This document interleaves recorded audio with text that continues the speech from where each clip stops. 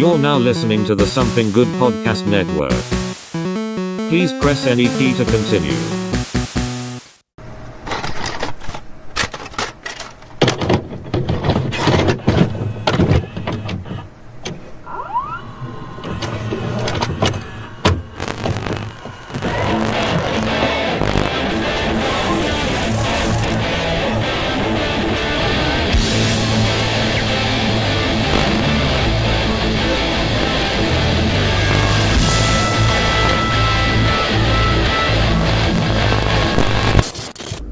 Computers don't make errors. What they do on purpose. By now, your name and particulars have been fed into every laptop, desktop, mainframe, and supermarket scanner that collectively make up the global information conspiracy, otherwise known as the Beast. I killed 8 gophers last year, and a purebred Tennessee walking horse that was looking at me funny. Pocket sand! Trick or treat! Trick or treat! Boo! I am a high-priced Washington lobbyist peddling influence. Who wants candy? Rematch? I thought we agreed never to discuss the horrors that we saw on the killing fields of the Fun Center. Hank, you have bully-ragged this production and stifled my creativity from day one. It is now day 2. I quit.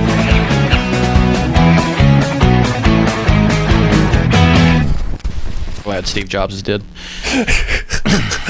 Yeah, I'm ready. And on that note, welcome to this week's edition of the Couch Potatoes. You heard what I said. Brought to you, edited on a Mac and brought to you by a guy that uses an iPhone and an Apple Watch. I'm Alex. Morrison, I have no problem with people that use the product. You just have a problem with the product. I have the problem with the man that made the goddamn product. Well, the man's dead. Good. I hope they buried him deep in a coffin that fails after 3 updates. That has to be probably one of the best well-timed jokes you've actually laid out in a minute. Like, I don't know why that hit in such a perfect way. I'm in that bullying mode, man. Oh God, it feels good. You were telling me a little bit about that earlier, so we'll put a pin in it because I feel like that'll be a drinking conversation as well. Yeah, get some alcohol in me. Let me tell you about bullying. Oh yeah. You skinny fuck. But to carry on that tradition, I might as well make some fucking intro music at this point, with it being such an ongoing segment of us trying odd and bizarre alcoholic beverages, which I now have one of those for our news segment as well. But this one comes courtesy of Dustin. Once again, we are back to our Hard Mtn Dews, and this one is just watermelon flavor. Hell yeah. And now I will say, out of all the ones that we've tried so far, this is the one I'm most curious and interested about. Yeah, because the only watermelon Mountain Dew I'd ever had was that Sergeant Melon, and I only had like a little bit of it. Mm-hmm. I'm not a big fan of like watermelon, like sodas. Yeah, I'm not a fan of watermelon sodas either, but I like the sour watermelon Warhead Ghost energy drinks. That's your kid being like, take the worst thing and put it in your fucking mouth. Like, oh, absolutely. Why do we love sour things? Our body literally tenses up when we eat sour things as a reflex. Like, stop doing that. But give me more. Have more. Fuck it. Did you like sour candies as a kid? I liked the Warheads. Oh yeah, that was it. But I didn't like sour gummies. I didn't like the sour like gummy bears. So Sour Patch Kids or stuff like that. I didn't like those. I liked the Warheads. Oh, I liked Warheads, but you didn't even like the Sour Patch Kids? No, they just weren't. They didn't. I'm not a big like gummy candy guy. You know what I'm saying? Like Haribo gummy bears and stuff like that. And that's what it just was. It just fruit candies like the Welch's. Like every kid in my class had like the little fruit candy like Gushers, Fruit by the Foot. Not a fan, dude. Not a fan of those either. I'll take a pack of M&Ms. Yeah, no, I'm not even a fan of M&Ms.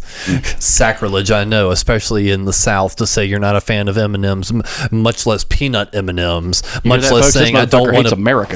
Much less not saying I don't want to put fucking peanuts in my Coca-Cola before I drink it either. I bet you don't like RC and a moon pie either. You commie fuck. I don't fucking like RC. So yeah, you're right. And moon pie just tastes like fucking chemicals.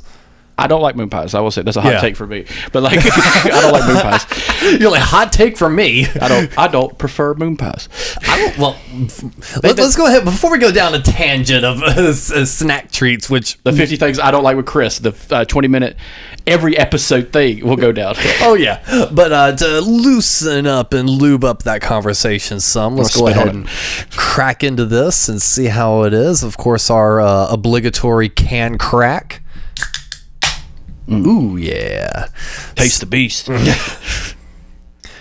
The smell is not off-putting. I'm actually semi-excited for this one. I like chemical. This seems good.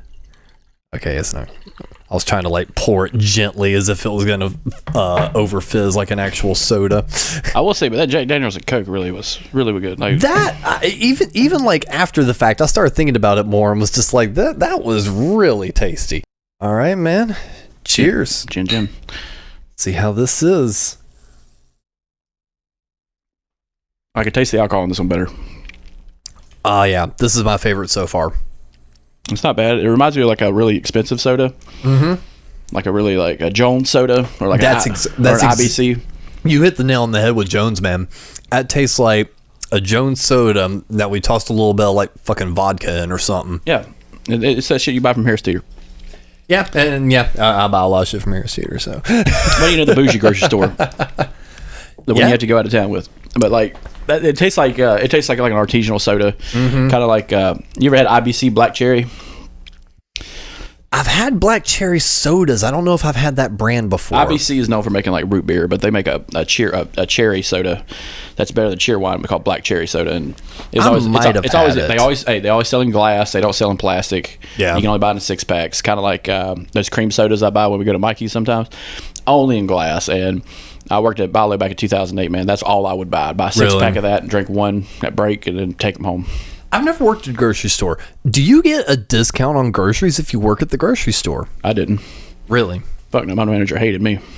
But is it a general thing where you do get a discount on groceries? Nope, I pay full price. We get access to like manufacturer's coupons like a motherfucker, but that's if you work the register though, because some people were like, I don't want those, and they're just like, okay, just put them in a box over here and I'll take them home. But like, no, we do not get a discount. Food, like, it's on the business end too. Like, so like a Food Line might do it, right? But like a Bilo I was working at won't fucking do it. Harris Teeter might do it, because they pay their employees more. Target does, I know. Really, Target does? Yeah, I know a few Target employees that got like a special discount, but they couldn't get discounts in their departments. Like you couldn't get some guy in electronics, getting a fucking PlayStation game at 10% off. Yeah, I would imagine so. And plus, I would also guess that if you did have an employee discount, it would not be like 20%, especially if you worked in the fucking electronics department. Yeah, but things changed. I could be wrong about it now, but I never got one. I never got a discount anywhere I went except for this little mom and pop shop I was going. They're like, hey, you can get anything on the shelf you want, as long as you eat it in the store, you drink it in the store. Like you can get all the fountain drink you want. You can get snacks if you want snacks. You just can't take it home. You just can't take it home. And then like inventory month came around where we're just like, all right, all this candy's bad. Put in a bucket. Well, hey, what's that bucket for? Whatever you want to take home, whatever you can carry out the store, man, yours. And I will say my severance package working at this little mom and pop gas station was you could take anything that's not nailed down. Damn. So I took, you ever heard of a case knife? It's a brand of pocket knife, case. Very expensive brand of knife. I got one for my dad. It was in a case, and no one ever bought these knives. A case knife in the case? Yep. And they're very expensive. They're like $23 for like a little one. So like they up to like $50 to $75. I'm like, could I have that? And the boss's wife like, yeah, I don't care. I can't do nothing with it. Because they're selling the store off. Okay. I was about to ask if they were just liquidating. They were liquidating everything, and like that Napa tool set you got here. Yep, that was one of them. Damn, one of 3. So like, and that's a full like car work set. So like, I got that. I think I took a shelving unit home. Like, so I put it in a building. Shit. Yeah. Took a bookcase home. I don't have it anymore, but it was a good bookcase. Man, I keep going back to that drink. That drink is really good. Yeah, it tastes like an expensive soda. Yeah, I dig that. Yeah, like the alcohol you could taste kind of like out the gate, but after it sits in your mouth a little bit, you can't taste it anymore. Mm-hmm. So, to work backward from our trail, talking about a mom and pop store actually kind of reminded me, I don't think that I like any of those Hostess Little Debbie sweet snacks. The Mr. Freshly's and stuff like that. Outside of like the honey buns. Yeah. The honey buns are pretty good. Slap that bitch in the microwave for like 10 seconds. You're golden. I think the honey bun is like universal though. Like it's the standard pastry. That and the Nutty Buddies, the wafer with the peanut butter covered in chocolate. Yeah, every brand makes their own. Those are the only two I like, but moon pies, crunch cookies. I do not like a Star Crunch. No. That's a weird fucking cookie. I will say, I used to love that shit like a motherfucker when I was a kid. Well, you know that one guy that's on TikTok, the black guy, the president of Secret Food? Yes, Jordan. So he did a whole video series about those. And he was talking about the brownies from Little Debbie. The cosmic brownies. Well, hold on. You had the brownie, and then you had the cosmic brownie. Do you know what's different about those than the other ones? What? The ones we had as kids had natural cocoa powder in them. Those do not. Those have a chocolate syrup in them, and that's why they don't taste like they used to when we were kids. That's why it tastes like plastic. Yes, because it's chocolate syrup. Now, there's nothing wrong with chocolate syrup, but it's not cocoa powder. And there's something wrong with it if it tastes like that. But yeah, like he's like, first of all, that's the difference. That was the difference between the original two. It was like the Cosmic has these sprinkles on it. No, the one has higher concentrate of chocolate powder in them. And I do love this guy. He does some great stuff. He does really good. I write down his recipes in my recipe book, so I don't have to break it. So I don't have to have the internet to look up his shit. Because I took foods class a lot in high school, and she would do that. She would find those secret menu items back in 2007 when it was really hard, and she showed us how to make all the Cheddar Bay biscuits from Red Lobster. Oh. I used to make those from scratch all the time. Oh. Yeah, so fuck that box shit. Nah. And fuck the actual restaurant. Yeah, fuck the restaurant. But like, I could get shrimp for days. Oh yeah, at my house. It'd be way fucking I just got me a better shrimp than Red bowl. Lobster. I just got me a shrimp boiler pot for free with a receiver, a double receiver. I'll send you a picture. Yeah. I got a old school early 80s tape deck receiver with 2 speakers and a subwoofer, all one piece, wood paneling, glass cover. I got all that. It's a little Rab Shack, but it still looks good. Yeah. And it works. That's awesome. Then I got a receiver on top of that one that's like a Okinawa brand, like an old Japanese one. Damn. I was just like, fuck, Alex, you should have held out, man. 6 months I would have had you one, man. Fuck. I'll trade. But all I need to do is what I'm going to do is just going to buy a third-party record player, because the cool thing about these receivers is, and what people really don't realize is, when you get those old receivers, they have AC power outs on the back, so you can just plug it into there instead of into the. I've got a couple good recommendations for you. Yeah, so I'm just going to grab me a little third-party record player to set on top, because it has space for it on top. I'm going to put the second receiver to the TV in the living room. Go buy some box speakers that can fit on the television. Hell yeah, brother! You're gonna be rolling in the music. Yep, love it. No, but seriously, is there any of those little like snack cakes that you actually like? Because to me, they all just taste plasticky. An old-fashioned oatmeal cookie was always good for me. Yeah, I grew up with those, or a fudge round or something like that. Mm-hmm. But as I get older, it's few and far between. Like a nutty bar, I would get at work. Yeah, I got to spend the $1.19 and get one. And honestly, there's no difference between the brands on that. All the brands are pretty much the same. Like Mr. Freshly's or Little Debbie, they're all the same. Yeah. But the Cosmic Brownie, man, I remember that one was the shit. Oh yeah, because it was always in the kids' cuisines. I will take the Cosmic out of your brownie, motherfucker. That was a threat. Yeah, that was a real threat. They do have a mass chemical taste, like a mass production chemical taste. But that's just going to happen when something gets popular. It's going to change up just a little bit, but all of them, it's hit or miss, man. I could take it or leave it, honestly. Yeah, like I said, outside of like the Nutty Buddy bars and the honey buns, I just couldn't care less. Well, if I'm staying up till the break of fucking dawn, I've got like 3 hours of sleep in me. I stop in a QT or Sheets. I'm getting me a Danish, man. The Danish is rock. Right there next to the Mexican Goya foods and shit like that. Oh yeah, that's a go-to. Oh yeah, that's a different kind of product. I think it's So when you were talking about having to like stay up super late and everything, you were teasing this in the car. You were turning into a work bully. Yes, and you're rather proud of it with that shit-eating grin on your face. I forgot how natural it came. Like, it's one of those things, like, you remember, like, you were good at one thing as a kid, and you're just like, I growed out of it, Yeah. I was good at drawing tattoos on my fucking hand, and I'm just like, now I got tattoos, so I don't need to do it no more. Yeah. And it's just like, you just do these things, and then you realize, yeah, you can still do it. Okay, I still got it. I can just dust that shit off. Look, it started like when I was at my buddy's house. I talked about it last podcast. We were watching that, like, fucking my 600-pound life. Yeah. And I was just ragging on this goddamn television show and just being an asshole because I smoked a blunt before then. And I'm just like, this is why I didn't smoke weed in high school, because it would have been worse.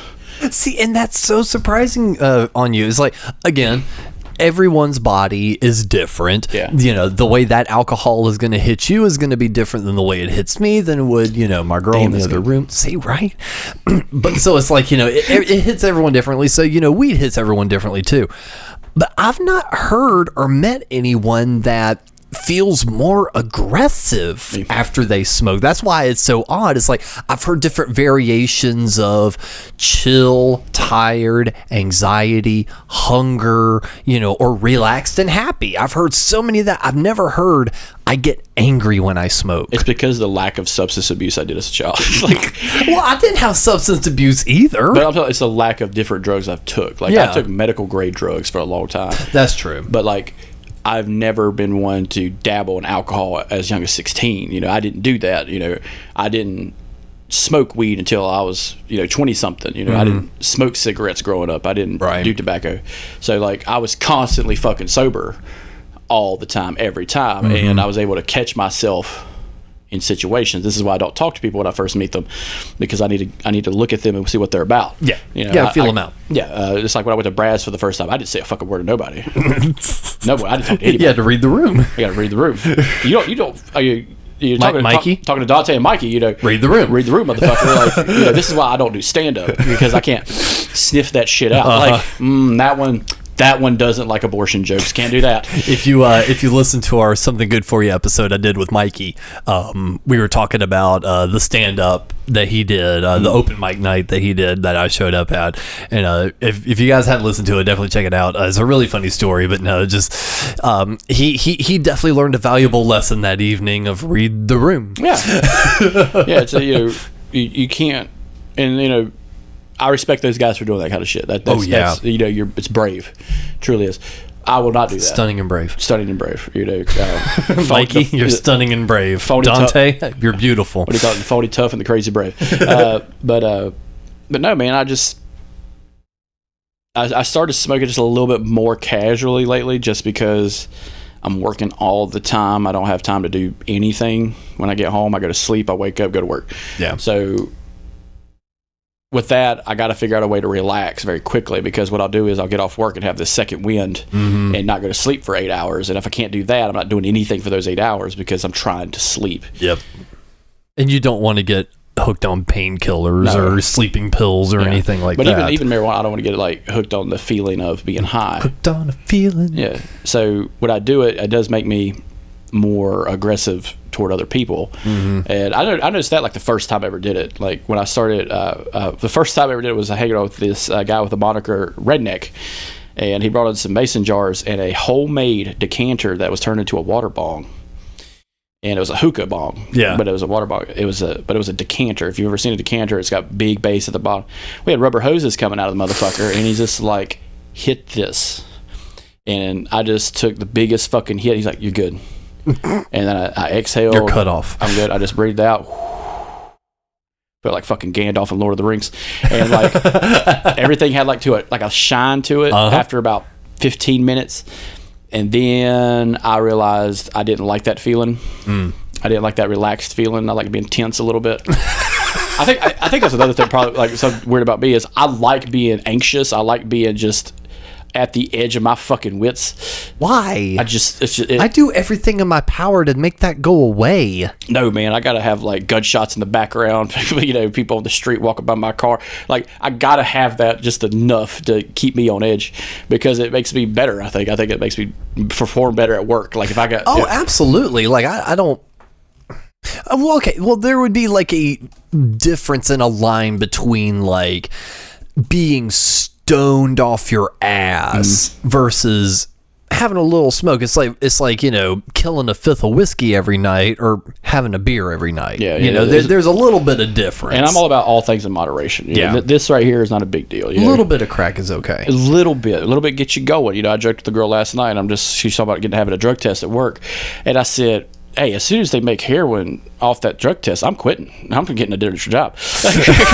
And she just looked at me. I'm like, yep, white people say this all the time. But I don't like that feeling of not being sober. Right. It's when I explain it to people, they look at me like I'm a fucking monster.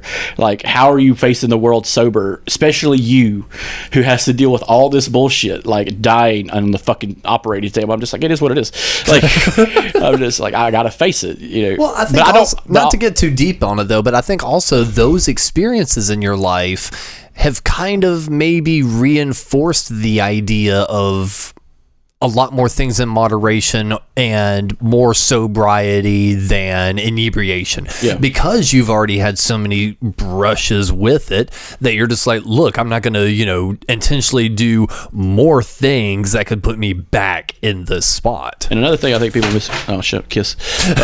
My posters are falling. I tried decorating in here, and I also tried putting stuff up with tape, and I need to just realize that tape does not stick on these walls, and that I just need to use thumbtacks for everything. So sorry, but it's just I don't go after people who do drink or smoke or whatever. Whatever gets you through life. But I do agree with moderation. Yeah, I need you functioning. That's the problem. If we were still living together and all of a sudden it was just like, if you were high 24/7 and you were like, hey, weren't you supposed to be at work today? Yeah. And I was just like, yeah, I just don't want to. In the middle of like lighting up again, you'd be like, boss, I think you might have a bit of a problem here. Yeah. But like, even with considering I just, declined a, promotion at my job, I don't think my things are inhibiting me too much. Well, even with that, marijuana is such on the low end. Oh, yeah. I disrespect people who smoke cigarettes. Those motherfuckers are wasting my goddamn time. I'd hate to think what you think of me for vaping. Vaping's different. You can do that shit inside. But like, if you're cracking up a pack of Marlboros every night, taking 3 minutes outside after every hour, yeah, I got a fucking problem with you. You know what I'm saying? Like, I'll see that. Like, you can't function without nicotine in your fucking system. You have to go outside. Well, I can't function without nicotine in my system. Yeah, I'm just getting it in a different way. Yeah, but like the people like back in 2008 when I was working, that was a prevalent thing. Oh, he can have a smoke break. Can I get a fresh air break, motherfucker? I'm tired. Like, can I just take a breath of fresh fucking air? I pretended to smoke when I was first working just so I could get the two goddamn minutes. I wasn't that smart. I just started smoking. Fun fact: you're just standing around with an unlit cigarette in your head. No one fucking bothers you. I didn't think that far. My you created an addiction just to take a break. My 18, 19-year-old brain was just like, if you really want a break, you'll just start smoking. My 18-year-old brain wasn't affected by the marijuana poisoning yet. Mine wasn't either. No, seriously, I did not smoke any sort of marijuana until I was... Okay, correction. I had a hit when I was maybe 20-ish, late 19, early 20, but I didn't actually start legit smoking until 23, 24. So no, I waited until my mid-20s for doing it. My first time, though, I don't know if I ever shared this on the podcast, first time was with an ex, and she was already smoking, and I still hadn't. And it was mainly under the thing of like, I like to procrastinate. I'm kind of lazy. I didn't want something that was going to potentially make me more lazy. And kind of like what you kind of view cigarette smokers, I kind of viewed pot smokers. Oh, just a bunch of lazy hippies that are rotting their brains away, yada, yada, yada. So finally she was like, look, I feel you. I understand. Next time I come over, I'm going to bring my stuff. Just smoke with me. I was like, I don't know. She's like, just smoke with me and you'll see it's not that big a deal. I'm like, all right, fine. That's how it starts. It's just not a big a deal. It's not that big a deal. Just have one. Just one. It's okay. A little bit of Johnny Red Eye would do you good. So we smoked, and it didn't have a stupid name, did it? I don't remember. I don't remember what the name was. If you there got was high a and name, forgot. I was high and with my girlfriend, and Shit was probably called Bruce Banner or I something. remember the night so clearly because you know what? I could find the exact date that I smoked for the first time because that same evening, Danzig and Doyle were playing live at the Golden God Awards, and it was being streamed through Xbox. And the two of us were making sure we had that on, streaming on the Xbox 360, because we wanted to see that reunion happen. So whatever night that was the very first night I ever smoked pot. So we did that. About maybe 15 minutes later, I'm like, I don't feel anything. She's like, really? I'm already starting to feel it. Some. I'm like, no, I'm really not feeling anything. She's like, okay, we'll pack another. She packed up another bowl, and we smoked that, and about maybe 2 puffs into that one, then I started feeling it. And I was like, oh, okay. I'm feeling a little lightheaded, a little tired, but this isn't too bad. I'm a little panicky, but I know I'm in control. I'm okay. And then she goes, well, I'm starting to get hungry. And now where I lived, these apartments are no more. If you're in the Charlotte, North Carolina area, it was down on Providence Road in this area near the Cotswold Shopping Center. There's a Publix over there now, and that used to be my apartments. So I lived right over there, and across the street is this shopping center, I believe, called the Cotswold Shopping Center. And there is an IHOP over there. We were like, fuck it, let's go get some food. I remember walking up to my door, turning the handle, and I blink, and I'm sitting at IHOP. I order food. I literally blink again, and I'm in bed. It's funny that you can remember that day because I remember mine very well. Oh, really? Mine was 10 years and 1 day anniversary of 9/11. Oh, 2010 September 12th. Okay. 2011 September 12th. I was in a trailer hanging out with this motherfucker smoking weed. There you go, folks. A little bit of weed Stories of the jazz cabbage. And a little bit of preview as to Chris's bullying style at his work. Oh, I'm a goddamn kung fu master. I'll verbally abuse the fuck out of you, make you cry, make you clock out early. I think he just did that anyway. I don't think that was because of you. Oh God, I fucking hope so. I hope it was. I hope he quits. Like I'm serious. I've never felt this good talking down to somebody in a very long time because he deserves it.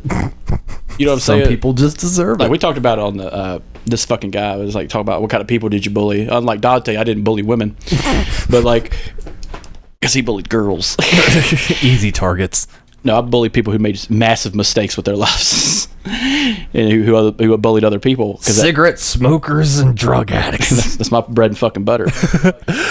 But enough of our jibber jabber. I think it's about time for us to move on over to our news segment.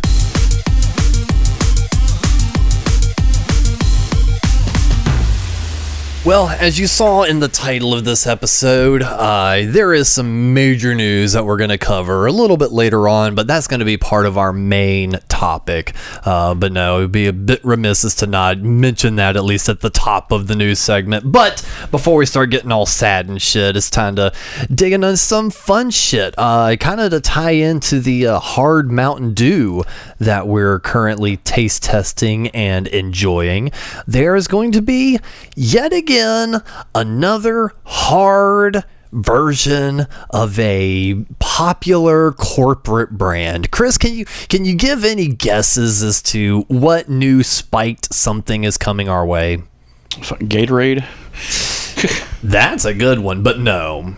Dunkin' Donuts announces new spiked coffee and tea line. Is it like canned? Yes. I was about to say I can't go through a drive-thru and get me a drink. No. Because I did that. You guys will hear me on the podcast, but on a couple other episodes. But I really yoked on those episodes because I took a double espresso shot iced coffee from a Dunkin'. Oh shit! And I drank that whole goddamn thing right before we pressed record. So it was a large too. Oh yeah, these will fuck you up. Yeah. Even if it's like 5%, these things will fuck your shit up. Not the teas, but the coffees will. Yeah. 6%. Yeah. But if it's a coffee, it's going to fuck your shit up. Oh, yeah. But the teas, I don't think so. I think it's just going to be like, I tell you what, who I would love to get in the game of mixed drinks is Panera Bread.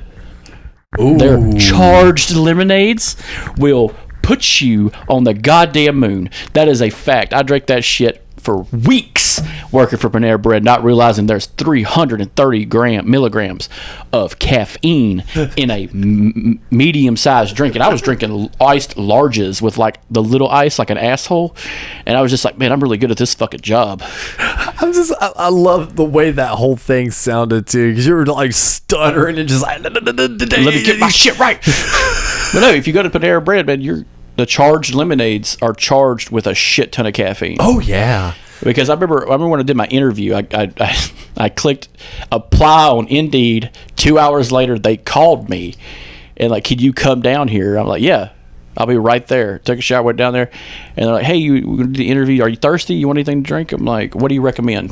You know, because if you're going to food service, that's what you always say. Hey, what do you recommend? Let me test the waters on this food. And she brings me a charged green tea. And she's like, and she had been drinking a few of them, I could tell. And I drank one. I was like, it's pretty good. And when I got back here, I'm just like, I'm going to clean the house. I'm going to do laundry. I'm going to get my mind right. I'm going to beat Mario again. There was a day I came in and I was just like, you cleaned up in here, man. Looks good. Yeah. I did doing fucking push-ups on the goddamn stairs and shit. Goddamn Luann with the fucking ADHD pills over here. What was it? I remember the monologue she gave. She's just like, I cleaned the house. I cooked the breakfast. I cleaned the house. I cooked the brunch. Did the laundry. Did the yard and ate the brunch. Yes. And she's just like, and they're playing that jingle music. And she's just like, she's shaping the hedges and shit better than Hank would have. Oh yeah. Yeah. She. That's what I love with Hank. He's like, maybe we should rethink about this medication pick. But yeah, I definitely have a feeling though that those are going to be in our future. Fuck yeah. A perfect time for fall to have a nice spiked coffee beverage. That's the only time I drink coffee is when we podcast. Yeah. Yeah, I've noticed that. But when I do, it's always, hey, put 2 shots of espresso, cream and sugar, and make it a large. And extra cream and sugar. And extra cream and sugar, and make it a large iced coffee. It's the best $4 I ever spent. Another fun piece of news. We've mentioned Dropout a couple times here on the show. Definitely want to continually give these guys the recognition and love they deserve, especially because of this little piece of news, which is Dropout is back in production. Sam Rice hopped on his Twitter and made a really long post paraphrasing some of these paragraphs here. It says, as I've mentioned, Dropout is not associated with the AMPTP, who negotiates on behalf of the majority of studios and streamers, but truthfully there's no such thing as a struck company. There are instead struck contracts and not struck contracts. And he goes on to explain that Dropout's contract, the new media agreement for non-dramatic programming, was struck because it was not specifically on the list of non-struck contracts.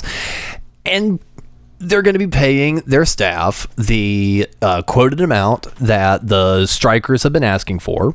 And then through that, they're allowed production. And I think it's honestly really cool because it shows Hollywood, hey, this can be done, now do it right. And they're allowing certain companies to do it as long as they're adhering to the contracts. Yeah. Dropout is always making content. Yeah. Always. And always will be until, they get bought out. But with that being said, there's always back order stuff they're always making. A big example of Dropout, which I love, and probably the only reason I got it to begin with, was Dimension 20. Dimension 20 just launched as of August 9th, a brand new Dimension 20 D&D series called Mintopolis. Okay. This is on the heels of 3 that came out this year. Oh, wow. When I got Dropout, 2 came out the whole year. And we're not even done with the year yet. No. So at the tail end of Halloween, there might be another one. So damn. Brendan Lee Mulligan is writing these storylines along with the guys who came out of, Critical Role and all them. So, but he's added a guy that's kind of popular if you're on TikTok and Reels and stuff and Instagram, is the basically the real actually guy. Right. I can't remember his name, but he recently came out and said he was diagnosed with cancer recently, but he'll be appearing on the new Dimension 20 with Brendan Lee Mulligan. If you guys get a chance, watch these series. It's basically like watching a show, but it's all improv out the gate. It's all fantasy stories in a D&D game. And there's also just tons of other content on the app. I mean, of course, Game Changer. I'm actually the Noise Boys, which is just a spin-off of Game Changer. They made another spin-off of Let It Play. Mm-hmm. They did a lot of spin-offs just off that game show itself, and it's so much fun. Like we love the Survivor series. Yeah. But my favorite was the escape room. Like that was awesome because they got the Dimension 20, Cybon Thompson and fucking Lou Wilson, and we saw that chaos come out immediately. As like, you want bits, motherfucker? I'll give you bits. you want clips for the show? I know it is. I gotta go. He just smashes a guitar. And it's like, this is how you wanted the series. Like, that's reality TV. And, I know there's a big worry out there because, the whole union thing is still going on. The whole strike and everything. And what the big one of last time was in 2000, which was the Big Brother, Survivor, all those reality shows that I'm just like, we kind of hit the low bar already with TLC. So I can only imagine what kind of monstrosities is coming out of those channels. Well, you know what? I think we're in a little bit better hands this time around. Yeah. And the reason I say that is because, like you mentioned, the last time we had that major strike was in the late 2000s. It wasn't quite the early 2000s. This is the late 2000s. The big one was the early 2000s when all those reality shows came out. The last one was the 2010, 2011. That's the main last one I was thinking of. That's when a lot of bad movies came out. Yes, and a lot of TV shows were still affected. Like, they were still trying to push through without the writers. And I remember even like a few episodes of Rescue Me. Like that was the ongoing joke of if there was a musical episode that was written during the writer strike. But I think we're in a little bit better hands this time around because even the early thousands one or the 2010s one, the internet, social media, and content creation was not like it is now. No. Kevin Smith recently was approved to start shooting his film because he's still considered an independent film artist because he's not under a major studio, and he's willing to pay the rates that everyone is claiming in the strike. So I feel like, in lieu of major production companies, say a Disney, Marvel, Star Wars, Fox isn't around anymore, a Paramount, an Universal, HBO, stuff like that. There's going to be more Kevin Smiths and Dropouts and podcasts and Couch Potatoes and more companies, smaller things, filling that void of the missing programming. And we could possibly see a new renaissance of creativity because, someone does have to fill the gap. And if people aren't watching their, regularly scheduled programming, well, they're going to surf a little bit more. They're going to search a little bit more. And there's a little bit of a higher chance for you to get recognized in this vacuum. So I just kind of honestly hope that there's a lot more independent stuff like a Dropout and Kevin Smith that does some more shit during this time. Keep being creative, but just do it right.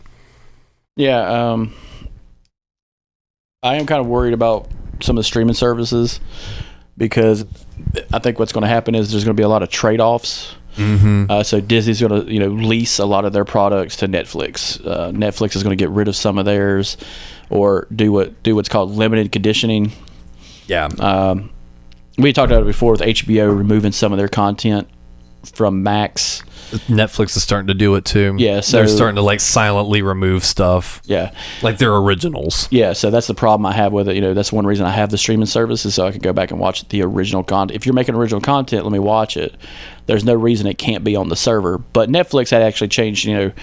About 5 years ago, they had changed their business operation to where if you don't make the top 10 within a week, we're not renewing your contract, which is part of the SAG-AFTRA problem because a lot of those contracts are 3-season write-ups. Yeah, and if you don't get royalties after the third season or before the third season, so you have people writing all this content and not getting paid for it. See, and that's just such bullshit. It's fucking dirty. That's what it is.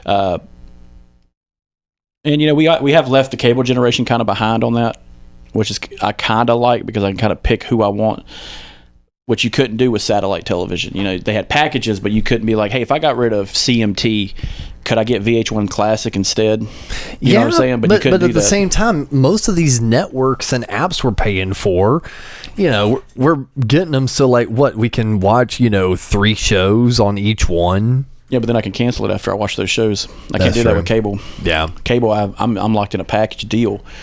You know, Spectrum, you can leave at any time, but still, I gotta wait for you to come and get your shit off my house. You know, I gotta get somebody else to put their shit in my house. You know, the subscription service is super fucking convenient in that, like, hey man, Paramount just said they're going to do a new season of South Park and 2 movies. I'm going to cut that on. We're going to watch them, then we'll fucking cancel it, and I'll come back later. Yeah, that's it. That's just how it works. And now there's fucking third-party apps that just cancel it for you. Oh, I know. That's crazy. That's fucking awesome. You know, that do the job for you. Like, hey, you got all those streaming apps. Which ones you would turn off this month? Well, I'm not watching this one. I can always watch YouTube. It's fucking free. You know, it's free. And then it's like I'm having that discussion at my house. You know, should we keep cable? I'm just like, what the fuck do we watch on cable? Nothing. The news. I'm just like, I have a phone. Yeah. I could get the news app literally for free on a Fire Stick or a Roku, like of my local channel, like my local news. Yep. Or I could get Peacock, which actually shows every fucking news channel. Yeah, I was gonna say, or you could get even something like Pluto. Yeah. Type in your zip code, and it's gonna pull up your local channels that way. You're golden. I can look at the weather in Los Angeles this morning. Yep. But I don't know, man. It's kind of a wait and see, just like everything else. Yeah. I am kind of excited about the wait, though. With this wait on, you know, some Marvel projects, I think it'll give them, the writers and guys that work in the CGI departments, you know, time. Hopefully. To take a fucking breath. Recharge, you know, get back to some of the really good writing they did, you know. Yeah. Before this last phase, those last few movies of the last one were still good, you know. Oh, yeah. And then that's post-Endgame stuff, you know. There was still good quality content, you know. Loki is still a good series. The Mandalorian is still a good series. The Hawkeye series was good. It is the highest rated Disney show for Marvel right now. Mm-hmm. Yeah, so like you have good people. Let's just put them where they need to be. Get Jon Favreau to head Star Wars for the rest of the fucking time. Yeah. You know, like you don't need Kathleen Kennedy to do it. No. And I'm not blaming her for everything, but you have stacked that whole shit on her. It's called delegation of property, motherfucker. Get her to do the movies only, and then they would be good. Get Jon Favreau to do the live action television shows. Those would be good. Hire James Gunn to do the animated shit. Yeah. Fuck, I don't care. Somebody. Somebody good. Get Rian Johnson. Let him have another crack at Star Wars since last. I'd rather not. He was hamstringed by productions, but he pushed ideas though. He pushed not good ideas. Well, they could have been good if they were kept going. They weren't half-assed done. Like, hey, can you imagine Rian Johnson? His idea was to make Luke a fucking burnout nobody. Because Luke is a burnout fucking nobody. He wasn't at the end of Return of the Jedi. He was going to be. No, he wasn't. He just won. He's the fucking king. He was going to burn the fuck out just like his daddy. That's my number one argument with the whole Rian Johnson thing. Yes, he may have been pigeonholed into doing certain things. JJ supposedly did not share with him, you know, the script early enough. Rian asked him to change the ending slightly, and he still disagreed. So, you know, yes, I do understand. Rian did not have an absolutely fair shake to be able to tell the exact movie he wanted to tell.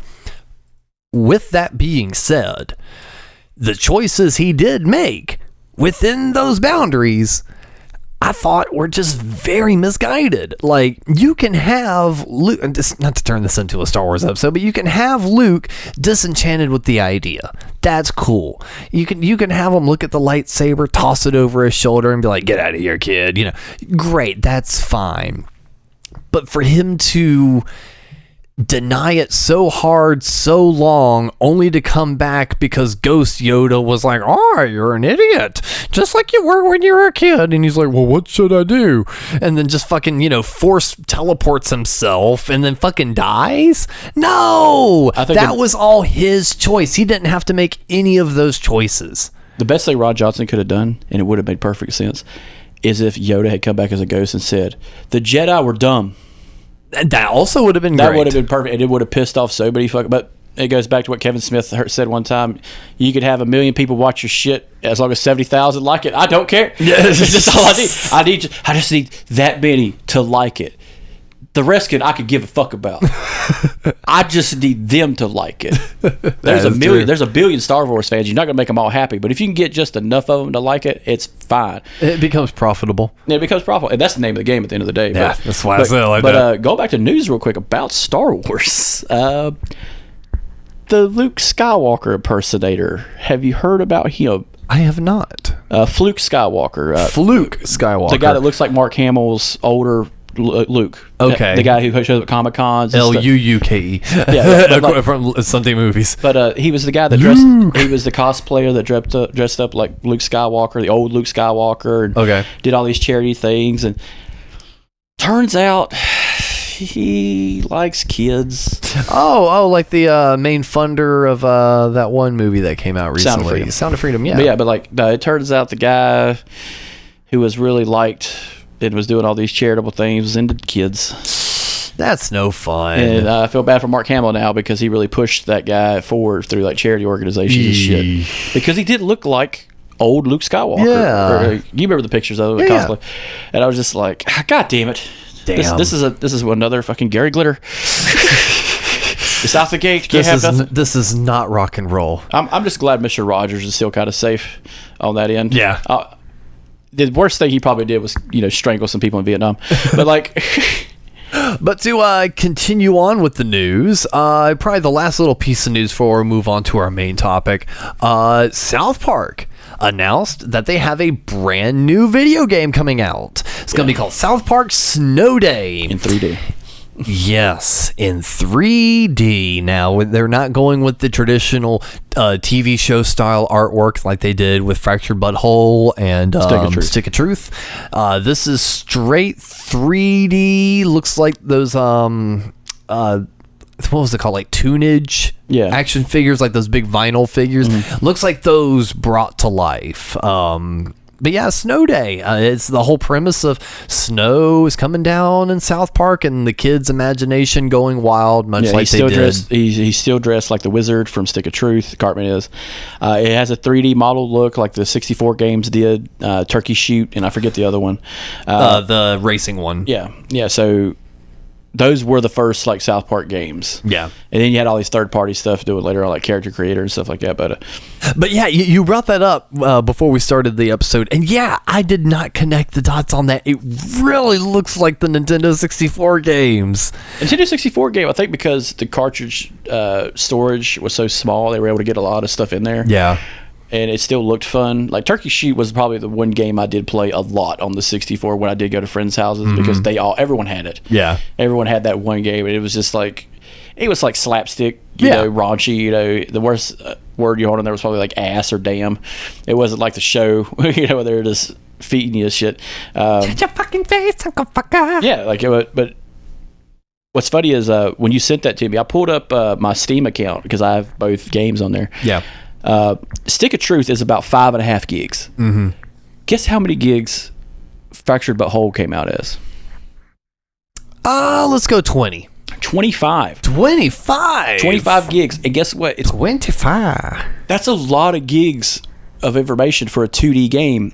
But I will say, the amount of content's about the same. And I'm just thinking, like, how big is this game going to be now because it is 3D rendered? Yeah. And I'm like, this is going to be one of the 60 gig games, from like PlayStation 4 era or the Xbox One S. And I'm kind of surprised Trey Parker and Matt Stone are on it because I noticed something during the preview.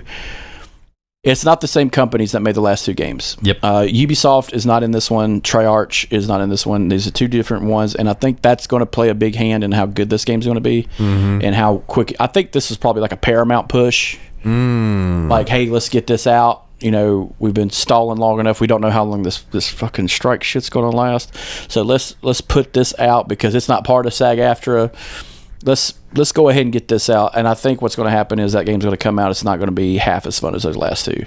The trailer, I mean, I get it. There was no actual gameplay in the trailer. It was all pre-rendered stuff, or at least that's what it seemed like. There may have been like a tiny glimpse of actual gameplay, but I don't know. I don't know if I like the 3D art style. Yeah, so like when you make two perfect games in 2D that make it feel like I'm watching a mini series of South Park, like if I was watching all the movies at once, and you knocked it out of the park, basically make a 9 out of 10 game. That's what it was. Those two games are 9 out of 10 for me. It's no Breath of the Wild because it's 10 out of 10. Yeah. But goddamn, dude, those games they have replay value. They have Easter eggs. The story's fun all the time. The jokes are fresh. You know, even if you play it 5 times, the jokes still come off as fresh. You're still going to be like, ha! Yeah. You know, it's going to be that South Park kind of thing. And I just, I'm skeptical on this one. Yeah. I'm not saying it's not going to be good, because if Trey Parker, Matt Stone put their name on it, it's very rare that it's bad. But, you know, I'm kind of trepidatious is the word. Yeah, I am too. Cautiously optimistic, but no, I'm interested. It just feels a little lifeless. And and right now the video game market isn't really stacked right now. There's not a bunch of releases coming out that I know of, just because E3 was kind of a shit show. It was. Nintendo's kind of knocking it out of the park with the Game Boy game releases. You know, Oracle Ages, Oracle Seasons, we talked about it last time, just came out. And they also just put out Pokemon Stadium 2 on the 64 channel. Yeah, so they're always going to have content because they can backpedal like a motherfucker. So but what I'm thinking is, if they can do that with Pokemon Stadium, it's not going to be long before we get red, blue, and yellow, silver and gold, crystal, all those. I'm hoping. Yeah. Because that'd be fun. I would love a wireless interaction to where, like, if I bring my Switch over and you're playing Pokemon Yellow and I'm playing Pokemon Blue, we could trade Pokemon on a LAN network or LAN. And basically, we'd probably just have to be connected to, like, same Wi-Fi network. Yeah, just like basically like a LAN party. Like, that would be fun. You know, that would really bring it back. I would be like, I'm taking off. Hey, get your head. Did you catch a Moltres, motherfucker? I'm trying to catch them all. I'm coming over tonight. I'm trying to catch them all. So like, it's wait and see. Wishful thinking. And how far? And right before we move on to the main topic, how far along are you on Breath of the Wild or Tears of the Kingdom? Tears of the Kingdom. I am at the last tail end. I am at the end of the story, and I'm holding on for dear life because I don't want to play the end, because I don't want it to end. Like I'm like story mode, because I know how these games are. Once the story mode ends, it puts you back in a spot where you're just like, fuck, I just got to do it all over again. And I hate that, man. Yeah. But I'm trying to collect everything. I'm being that one gamer, you know, trying to get all the everything of everything. And then I know around the corner they're going to come out with a DLC for it, a Masters Championship mode, which I'm going to buy because it's worth it. Well, sometime next month, I'm definitely looking for a full review from you on it. We'll make it a full Fistful of Quarters episode. Bring the Switch. Well, let me just pull out my Switch real quick. When I was here, this is where the fear set in. Well, without further ado, I guess it's time for us to move on into our main topic. Whoa, Dale, this bridge goes into Mexico. Whoops, did I make a wrong turn? All right, let me try to spin around. Nope. Not yet. Now? Nope. Oh, well, we're in Mexico. What are you gonna do? Quit screwing around with my mower. You've got to be kidding. I don't kid about my mower. Now get inside and start massaging my wife. Hey, I know what's wrong with your truck. It's your quote-unquote pollution controls. I heard on talk radio you don't even need them. They're just an egghead government plot. How is cutting down on pollution a government plot, Dale? Open up your eyes, man. They're trying to control global warming. Get it? Global. So what? That's code for UN commissars telling Americans what temperature it's going to be in our outdoors. I say let the world warm up. See what Boutros golly thinks about that. We'll grow oranges in Alaska. Dale, you giblet head. We live in Texas. It's already 110 in the summer, and if it gets 1 degree hotter, I'm going to kick your ass. What are you asking Bill for? The Army destroyed all his brain cells with their deadly placebo drug. No wonder he's an ignoramus. What did you say? Ignoramus. It means stupid, you moron. Dale, you said placebo. Yeah, I read it in Bill's file. That was the name of the drug they gave him. Placebo. I think it's made by Pfizer. Damn. This literally was like a topic I thought we were never going to cover. But unfortunately, Johnny Hardwick, voice of Dale Gribble, has passed away. Mike Judge, co-creator of King of the Hill and voice of Hank Hill, tells TMZ, "I am deeply saddened by the loss of my friend Johnny Hardwick. He was a great writer, actor, and comedian. He will be deeply missed." So figured today's episode could definitely hinge on some of our favorite Dale-centric stories in King of the Hill, and also discuss how this could potentially affect the Hulu series coming up. But first off, damn. Yeah. That's all I can really say to that. It's just like, this was probably the first quote-unquote celebrity death this year that like actually kind of hit me some. Yeah. Like, I think I said that a few episodes ago, but like this one hit a little more. Like when I read it, it was like, what? No way. Because I read it in our Discord. That was the first place I saw it. And I was like, someone didn't fucking do their research. Did the search on Google. I was like, no fucking way. And like my immediate first thought was, what happens to the Hulu series now? Yeah. I didn't really think too much about the Hulu series because I'm just assuming like a lot of that stuff's probably pre-recorded. Right. And a lot of it's going to be drawn out. A lot of it's storyboarded to begin with before the final product. And so they storyboard, then script write, and then do re-script and, re-recordings after the art is done. Yeah. So I didn't really worry about the reboot so much as, holy shit, Johnny Hardwick wasn't that old. He wasn't. He was in his 60s. Yeah. Like, he wasn't that old. No, in this TMZ article, it says he was also listed as returning for a revival of the show, although it's unclear if he ever recorded any voice lines for it. Yeah. So with that, I think they can make it work. There's a lot of technology out there. We've seen it. We've talked about it before on stuff we love. Especially like the Star Wars stuff. They redid lines for certain people. Mm-hmm. Yeah, there's a lot of things. Technology has come around good enough to redo it. I think we'll hear like a little crackle here and there of maybe, like, we know it's not. We're going to go in knowing it's probably not Johnny Hardwick. Well, so that leads in the question. So what do you think they're going to do? I think they'll AI it. Do you think that's the right move? It's about the only move they got left, unless you want to find an impersonator. You can't. If you want to pull some shit like they did with Justin Roiland or Unknown Henson, because those guys ruined their fucking careers. Yeah. Yeah. Get someone else to do it. But for us, it's not going to sound the same. No. Like, Unknown Henson played Early Kyler on Squidbillies. They replaced him with someone else who doesn't sound exactly anything like him. Solar Opposites, Justice Roiland. Guess what? He did two or three of the voices. Guess what? He got replaced. But with Solar Opposites, they kind of wrote in why his voice changed. Yeah, it was like some ray, or he got shot with something. And Solar Opposites is one of those shows that is just batshit funny. That it can work. Yeah, I think they'll have to AI it or find someone who can do the impression perfect, because we have heard people that do impressions, and some of them are fucking spot on. Yeah, and then some of them are us. Yeah, but like you got the real Peter Griffin, the big fat man who does sound like Seth MacFarlane's Peter Griffin. Do you think that?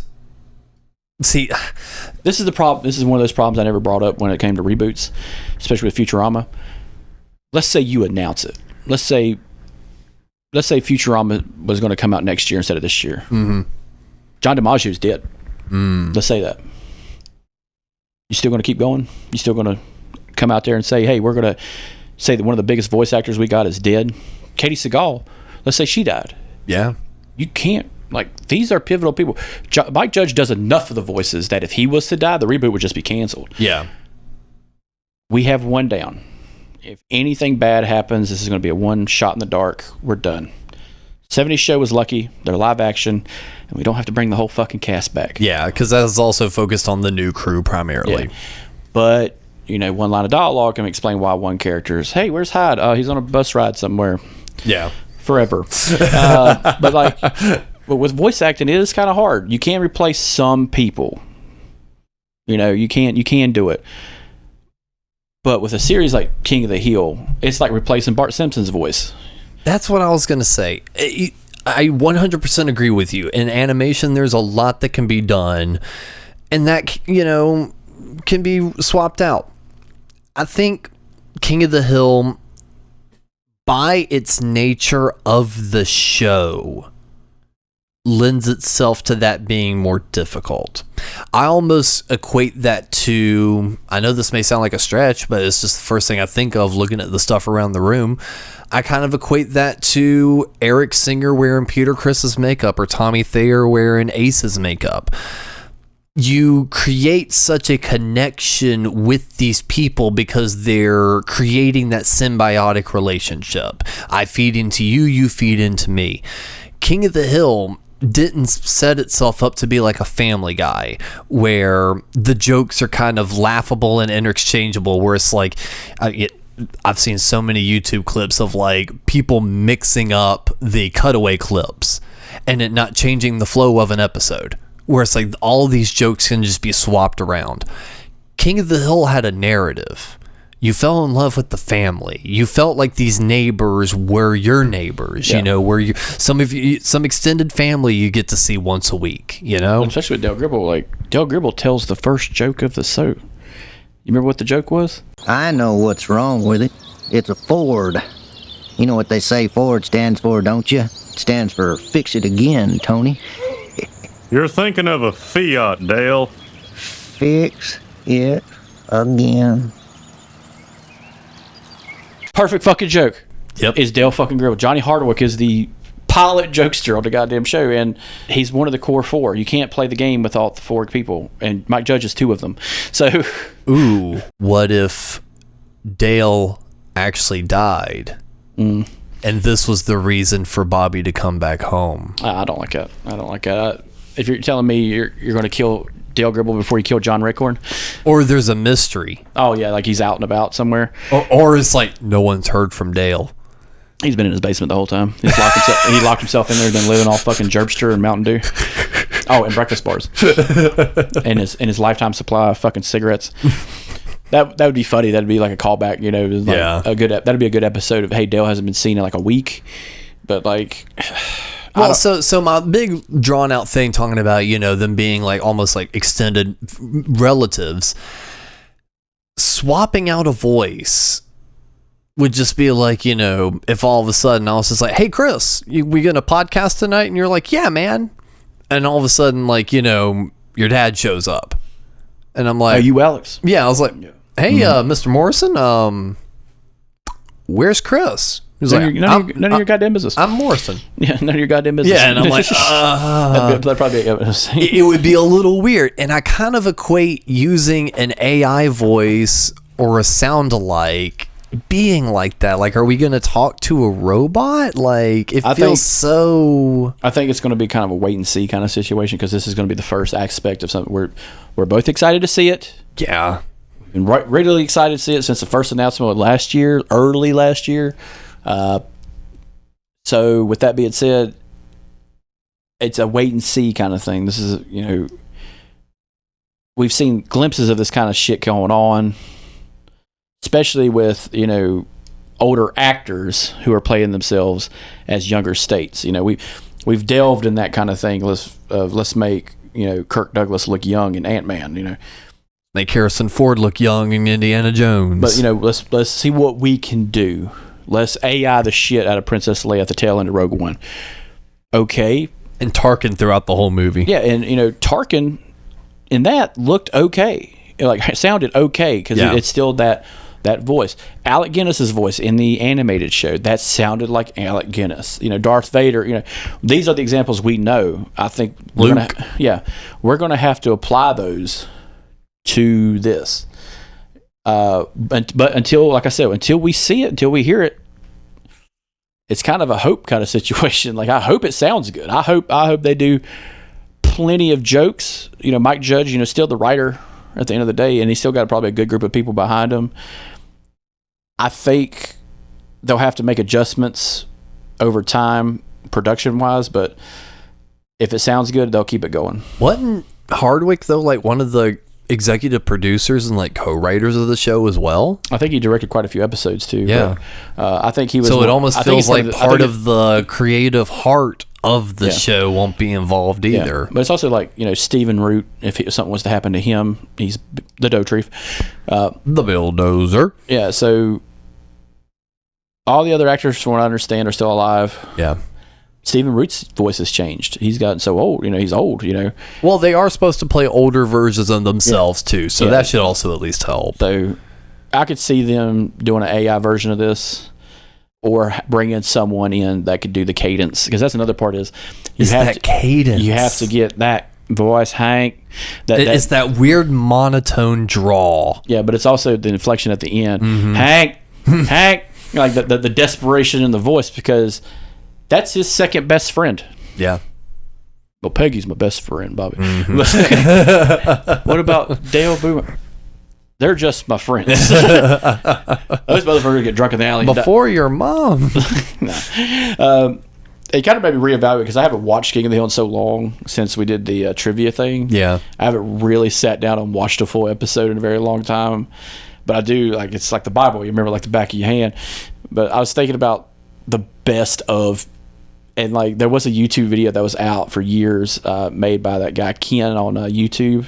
Ken of, and it was just like Dale Gribble's been right the whole time, and it was just a fucking series of all the stuff he talked about, and it's like, yep, Dale was right the whole fucking time. And one of the articles I read, as we kind of talk about our favorite little King of the Hill moments, something you mentioned earlier with Dale's first line. It feels like we're actually talking about a real person, but still, it's with Dale's first line in the show. Hank's first response was, "Damn it, Dale." And in the article I read, it was really poetic and really nice, and it's something I'd never really considered. They were basically saying, Dale may have been, a little nutty. He may have been, off the wall, this, that, and the other, and he may have caused a lot of strife in the neighborhood, and specifically to Hank. But you knew that every time Hank uttered the words, "Damn it, Dale," he was already forgiven. Yeah. And it was just like, damn, that was the way it ended, the way the article ended. I wouldn't be surprised if the first episode's dedicated to Johnny Hardwick, or the whole series. Yeah. Just going into it, but I'm still going to be excited to see it. I hope the AI guys are good enough. I hope if they decide not to go that path and get an impersonator, I hope they're good enough. What if they just don't include them? That's going to be up there with those things I'm not going to like very quickly. That's one of those things where I'm just half-ass watching it. Well, see, but that's what makes me worried, though. We're not going to have Luann. We're not going to have Lucky. Yeah. And now we're potentially, because we don't know, it's all figuring it out, we have a potential to not have Dale. Yeah. And at that point, that's what makes me really worried. Should they just go ahead and take the hat off and be like, you know what, guys, I don't think we need to do this. Yeah. See, that's the problem with reboots, man. If you've ended it well, you can stop. You can bow out. You got the curtain call. Futurama, that last go around, perfect fucking ending. And so far, it's been okay. So far, it's been King of the Hill, great fucking ending. The season before the finale of that 70s show was a good end. Yeah. Eric leaving for Africa. That was still a good. We'll just pretend that was the last episode. Yeah. But that 90s show was able to do a good job with it. Bring back Eric Foreman. Get your ass in the car. but it's also because with that 90s show and Futurama, all your key players were still involved. Yeah. A lot of our key players aren't involved in King of the Hill anymore. It's not just Luann. It's not just Bucky. Or Lucky, rather. We're in a very odd place when it comes to entertainment, because a long time ago, people are in and out in entertainment. When it came to movies, you didn't have sequel, threequels, quadruple. You didn't have whole runs of shows with the same people. A great example of some of the first continuous telling stories was a show called The Maltese Falcon. It was a radio show. Yeah. They had to change out all the time because those people would die young. There would be in accidents or just general death, and that was a radio show. It was based on hearing. So if your hero, your Maltese Falcon, was a different voice, it might fuck it up for you. Yeah. But guess what? People understood. But now we're so in it, you know. It's just like I got 9 fucking movies in a series I like. There's another series that people like, and they just did a whole new fucking movie of that. And now I gotta wait an extra 3 years for a show I like on Netflix, and it's just like, in 3 years, some of those motherfuckers might die. Like, shit happens, folks. Yeah. So Stranger Things coming out is going to be weird because Millie Bobby Brown might be having a fucking baby around that time. So, like, you know what I'm saying? Like, you know, one of the biggest jokes we made about Stranger Things that last season was, oh boy, Will. Who the fuck's bullying Will? Who the fuck bullied my dude? Built like a brick shit house. Dude, that dude will be stomping your fucking ass. That's a country boy can't survive. That dude is going to stomp you to death. Try that in a small town. Yeah. Pull some shit on Will. This guy's got PTSD like he was in fucking Vietnam, and you're gonna pour a milkshake on his fucking sister? Get the fuck out of here. You can hear the fucking drums in the background coming up. I was surprised John Carpenter didn't come out of the fucking closet. Dum dum. Dum dum. What's that? That's Will. The thing from the bottom, motherfucker. He's coming for your ass. But go back to King of the Hill. It is. I hate to say it, but it is going to be a have to wait and see thing. It is. Man, yeah. So it really is just a wait and see. But unfortunately, my gut reaction right now, like if I were Mike Judge and I was in charge of this empire, as much as it kind of sucks to say, I would seriously consider just dropping the project. Yeah, I don't know. Like, there's no reason that he needs to keep, like, this is a nostalgia grab. Yeah, that's all it is. Like, as much as I want it to happen, God, so excited. Top 3 favorite shows, not just animated shows coming from that kind of fan. Just don't. You were already going to have to create a puzzle with some missing pieces, but you know what? You're an artist. You can make it beautiful. You're missing a big part of the centerpiece. What he could have done, what he could do now is cancel it and be like, guys, you know what? I had this idea running around since probably season 10. Instead of a season, we're going to do a feature-length movie in theaters. Released by Paramount or Fox or whoever. I hope you guys enjoy. This is how the show, how I really wanted it to end. And make a 2-hour movie. A 2-hour animated movie would really hit the spot for a lot of people. Yeah. Because a lot of the stuff we watch is probably an hour and 10, which is basically like 2 episodes. Yeah. So like the South Park movies are about an hour and 10, hour 20 minutes. So I could see a movie really being fitting instead of a series, because a season's going to get picked at. You're going to have week in between each episode. That's really, people are going to be nitpicking. You know, we're going to do it too. But a movie would really set the tone for how to end the show. Yeah. There was a joke, 7 seasons in a movie when it came to productions and stuff like that. Hey, if you make it to 7 seasons, make a movie and finish it. You know. Yeah. Rescue Me had the perfect opportunity to make a movie. Yeah. It could have been a made-for-television movie, but it could have been a finale worth an hour and a half, you know. And some shows do that. So what if they just shifted? What if they just shifted the narrative of the show? Because again, we've not gotten any sort of plot synopsis. The only thing we've been told is that there's going to be a time jump where Bobby was going to be a young adult. That's all we were told. What if they went 90s show territory and focused on Bobby, maybe Connie and Joseph, with like a couple new friends that they've made along the way, and kind of focused on their young adulthood lives, and we actually just kind of get a cameo from Hank as like a phone call, like how we'd see his mom every so often through a phone call. I would be more accepting of that than them trying to do this series with all the missing pieces. Yeah.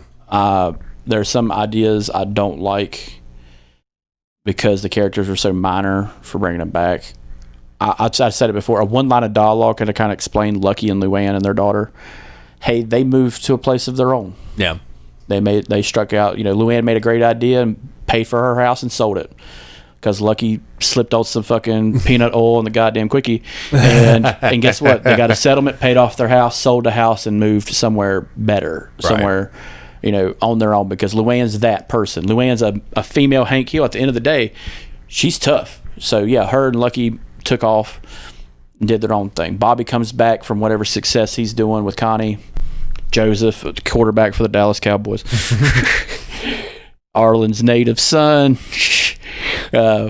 John Ricord's dead. He died in a plowing accident. Now, is part of our problem the fact that we kind of want the perfect lives for these characters? Yes. Yep, we cannot have strife in this perfect story we've been told.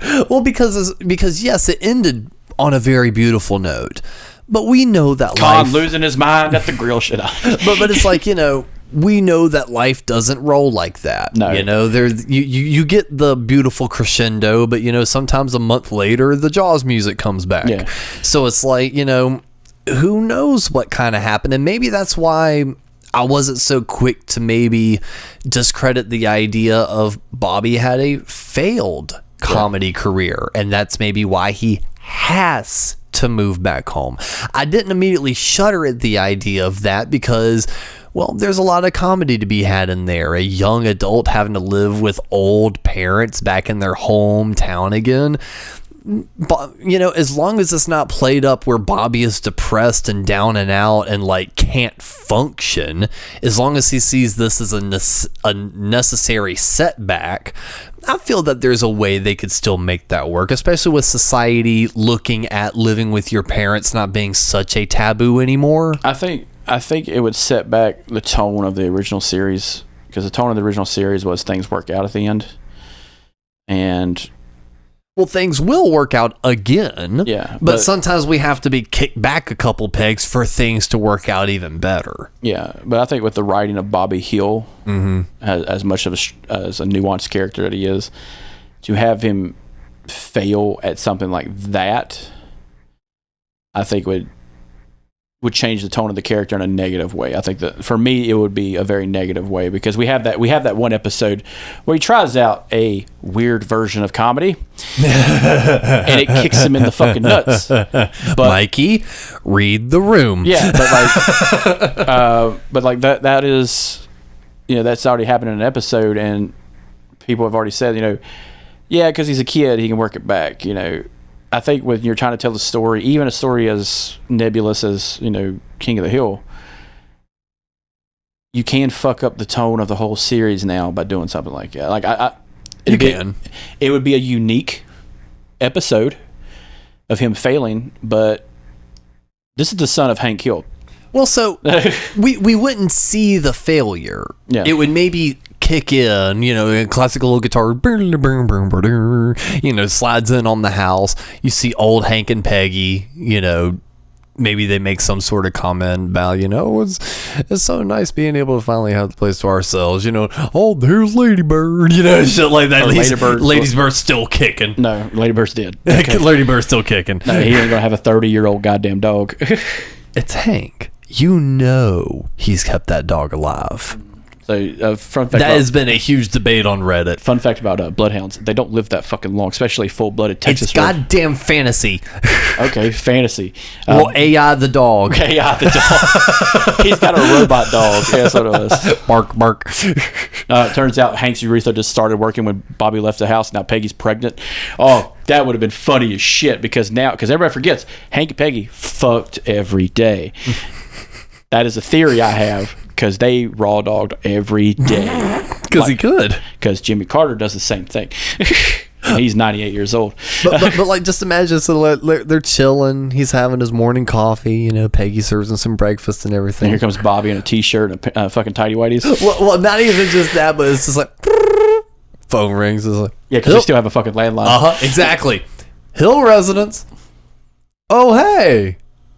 Yeah. Well, all right then. And you two click and not say a word to Peggy. Nope. And sits back down.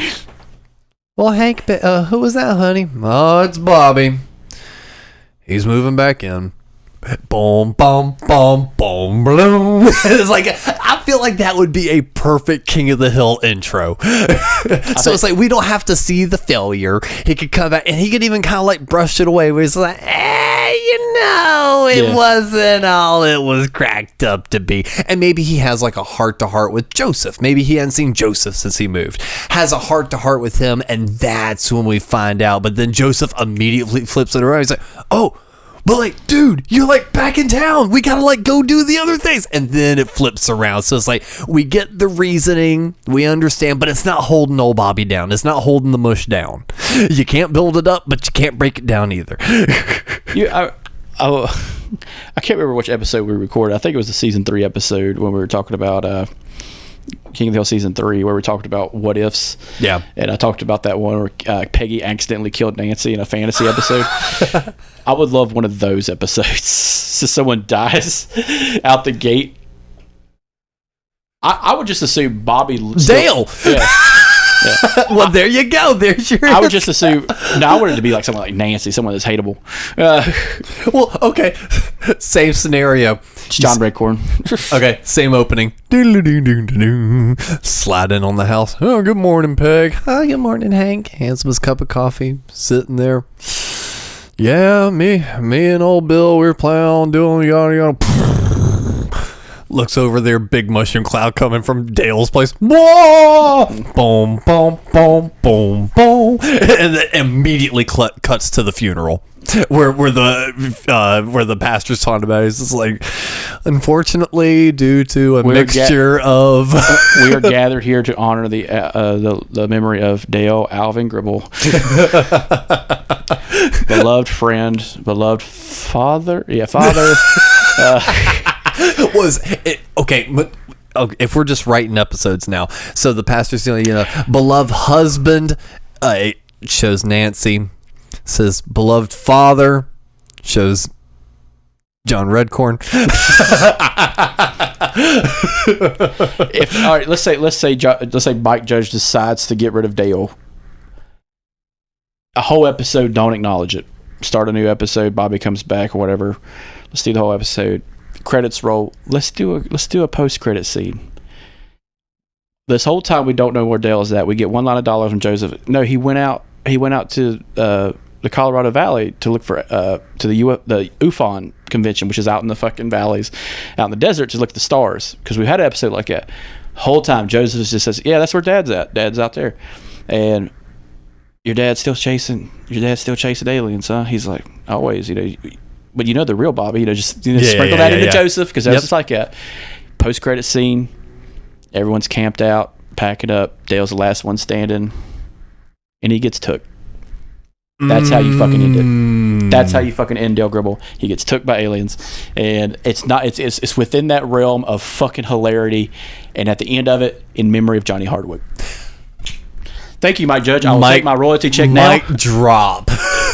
You're welcome. Because you know what? They can even stage it without him having to make a voice. Maybe have someone just do a grunt. One line of dialogue. Well, no, I was talking about no dialogue from Dale. Maybe like a grunt or a huh? Him lighting a cigarette. Yeah, they could pull like an old thing of like a what? Like But yeah, it could just be a silent thing if you just see Dale just packing up. Looks out there one last time, pulls out that cigarette, lights it. You see him maybe take his sunglasses off because he's wearing them at night. Looks up at the stars and all of a sudden sees that light. And is like, oh, you see the light in his eyes. Come on, and then gets taken out. That would be great. That's how I would do like an opener for Johnny Hardwick. That would be beautiful for Dale Alvin Gribble. Well, what are some of our favorite Dale moments? God, there's so fucking many. The first one that immediately comes to mind, because it's still probably my favorite King of the Hill episode, is A Firefighting We Go. Yeah. Dale, during that entire episode, is an absolute tyrant and has some of the best lines, period. Like when he's singing the fucking song, plugging the fucking light back in, when they're playing with the busted ping pong ball after Hank already crushed it. Are you playing with that busted ping pong ball? Like so many great moments from him. His fantasy belief of what he looks like with a full head of hair. Yes. Stacked like a motherfucker. Fucking strip the screw on the fire hydrant, which fucking caused Bill to get water burns. Yeah, he took the jaws of life to the goddamn thing and cut the fire hydrant in half.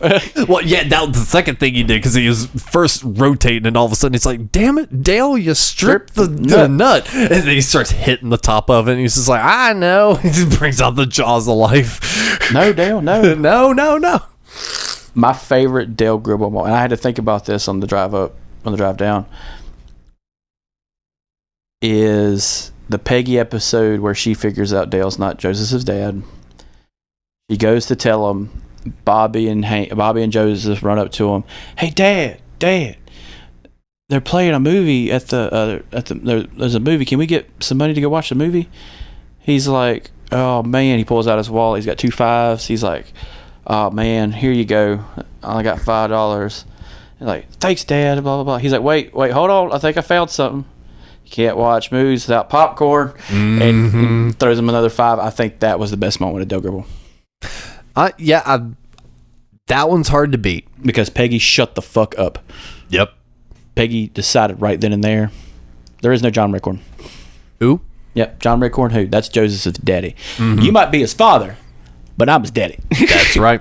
And I was thinking about that too. You know, we didn't have a lot of shows don't do character-centric episodes till around season 3 and 4. So when we get a character-centric show on our side characters, they can be hit or miss, but King of the Hill is one of those few shows that knocked it out of the park. A good example of this is Rescue Me, their chief, who'd had his own episode where he had to deal with the whole bartender from Boston. Yeah. That didn't come along until about season 4. But within season 1 of King of the Hill, we know everything we need to know about Boomhauer. Yep. Dale, Bill, Hank. 100%. Bobby, Joseph, Peggy. You know, we know their backstory by the time the last episode airs of season 1. Hey, what did Peggy do? She played softball. Okay, cool. That's all we needed to know. We'll expand on that later. Luann, where's Luann from? She's from a trailer park. And she does hair. She does hair. Oh, she doesn't quite do hair yet. Wants to do hair. But her house is upside down. And Mama stabbed Daddy with a fork. I can't. Uncle Hank, I can't live in a house that's upside down. Talk about best Luann lines. Oh, God. It knows I'm a Christian. You can't tell me that's not the best Luann line. When the snake is coming toward her, it knows I'm a Christian. Another fantastic Dale line. It was the one used in our Discord. Attention, all homosexuals and so-called bisexuals. It's just like he drew a line in the sand. It's like you cannot be that. You can be one or the other. You cannot be both. No, it doesn't make sense to me. But like when we talk about Dale Gribble, he's such a nuanced character, and if you think about it, has probably the most exotic background of some of the characters because his dad is gay, right? Up until that point, when we find that out, he just assumed his dad tried to steal his wife. Yeah. His wife is... honey, no. He's so good-hearted, he doesn't see his wife actively cheating on him. He's not naive, he's just good-hearted. Do you think he genuinely didn't know? Yeah, I think he genuinely did. If you were to write it that he did know, that would be one of the most, like, story-shattering elements of it. Because we had talked about it when we did I was going to say, yeah, didn't we come up with this whole thing where he was just like, yeah, Hank, I know. I've always known, but you know what? Because I told Cap this. Yeah, that's what I thought. Cap's like, holy shit, that's fucked up. Because I remember what he said. He said, because I just described like, yeah, Hank, I've always known. And the boys are playing in the background or something. He's like, yeah, Hank, I've always known. And I know you knew. But all John Redcorn is going to have is that over there. Nothing. That's my boy. And I'll have that forever. Mm-hmm. That's the biggest fuck you to John Redcorn you could ever do. Oh, yeah. Take his boy. The white man took it again. No, you can call the episode Indian Giver. Oh. John Redcord is probably the worst character in King of the Hill. But one of the best actual actors. Yeah, he's one of the best side characters, because Dale Gribble's the main cast. But he, philosophically, he is the worst. Oh, yeah. Well, I was talking about, like, the actor himself. Oh, dude, the actor himself is fucking fantastic. He plays in Parks and Rec. He's hilarious. He plays Ken Watote. And he does the whisper, "What do they?" Another great Dale moment I always think of is when he thought he had rabies because of the raccoon that Bobby was fostering. What's the name of the raccoon? Fuck, Crackers. That'll be wrong. It was named after something he was eating in the garbage. No, Bandit. There you go. Thank you. I was sitting here, I was like, Cracker. You want to do this shit again, motherfucker? I haven't watched it in 2 years. You want to play this game again, motherfucker? Hey, I wasn't part of the trivia. I was the host. I know, but goddamn, let's play this game again. You can get Mikey as the host. Yeah. Battle the two of us. Yeah. But yeah, that's just a bunch of great moments in that when he went feral and went into the woods. He was gonna drain Hank's blood, and then he's gonna gain all the knowledge of propane and propane accessories. Why? Because Dale is kind of fucking nuts. Kinda. Yeah. Another one for me was always the when it came to Dale Gribble, his paranoia knows no bounds. Yep.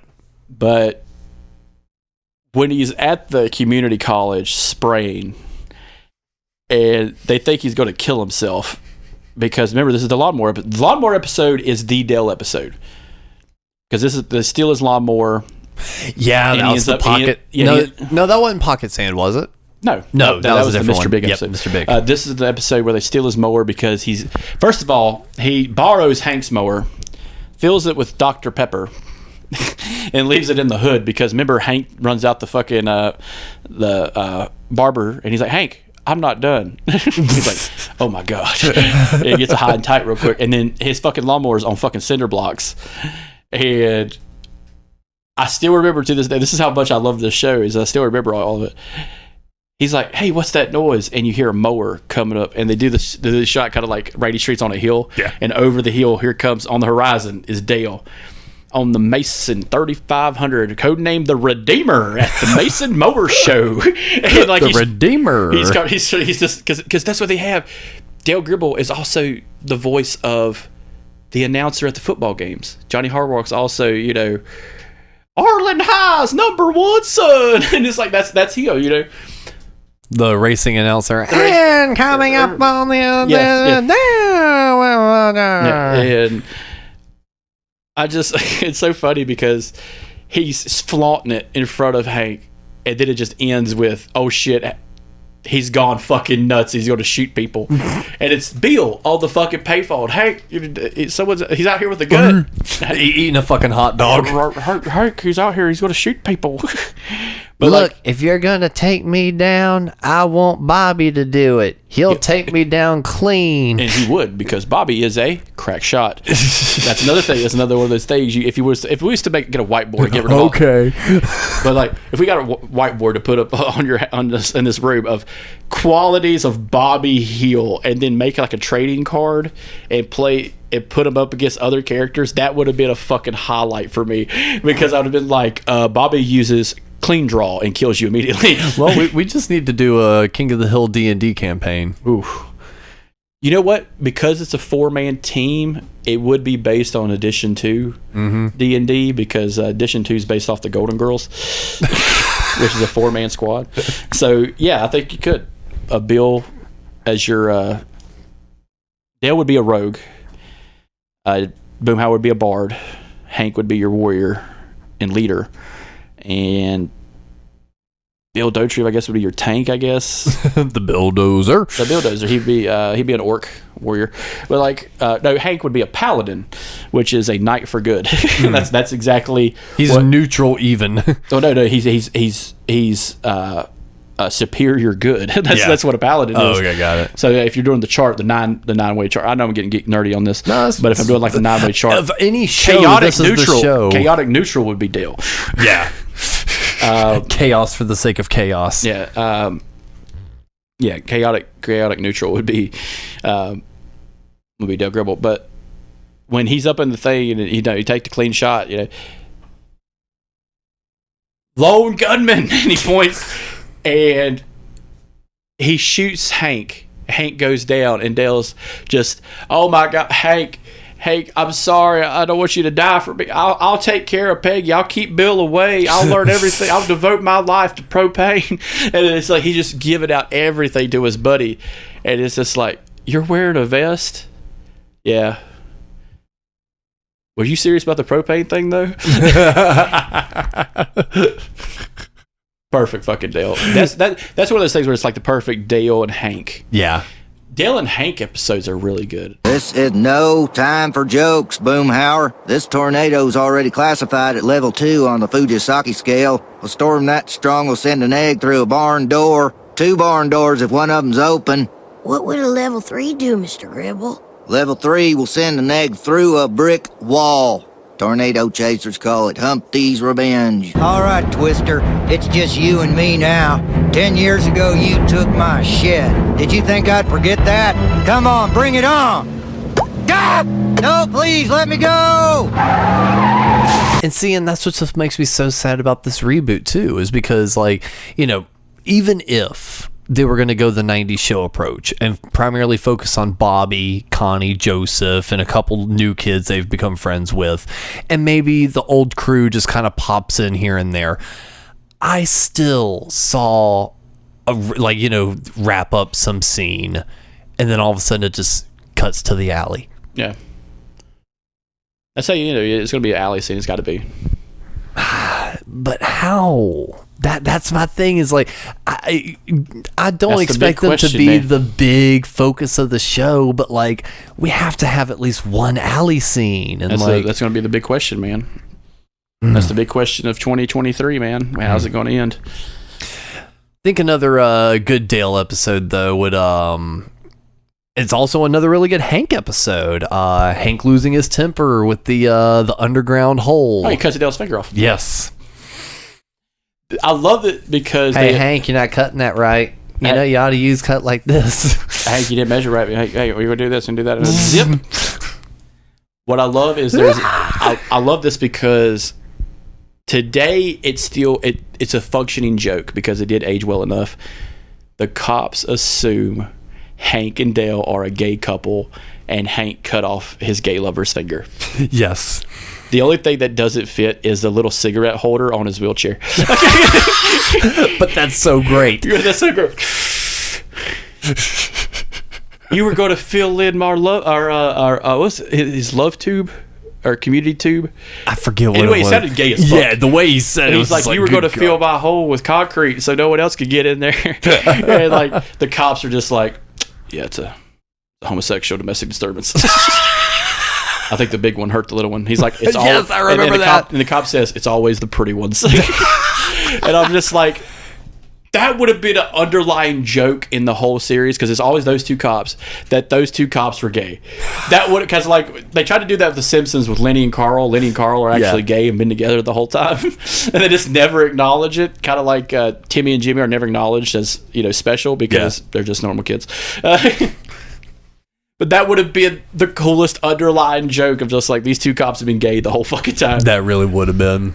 But with that one that is such a nuanced episode too because it's a falsehood about Hank. Mm-hmm. He doesn't have an anger problem. He has a problem with anger. Yeah, he's like, these people just annoy the shit out of me. Or actually, no, to quote Hank, I don't have an anger problem. I have a problem with dumbasses. Yep. Another one I think was very good because Janine Garofalo comes in and guest stars. I'm just pulling this from memory. Oh, I'm doing all the same too. Yeah, is Sheila, the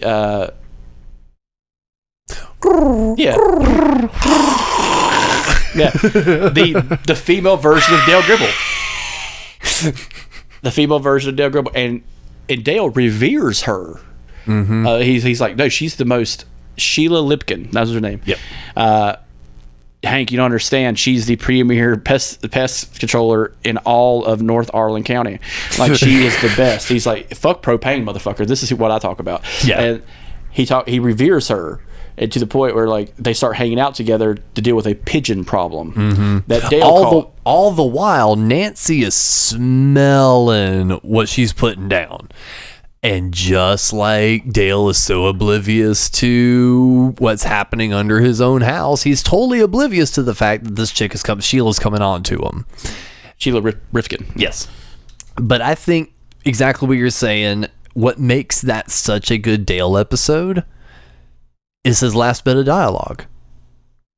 After he rejects her from the roof, and he's just like, I'm sorry, I only have one girl, and that's my wife.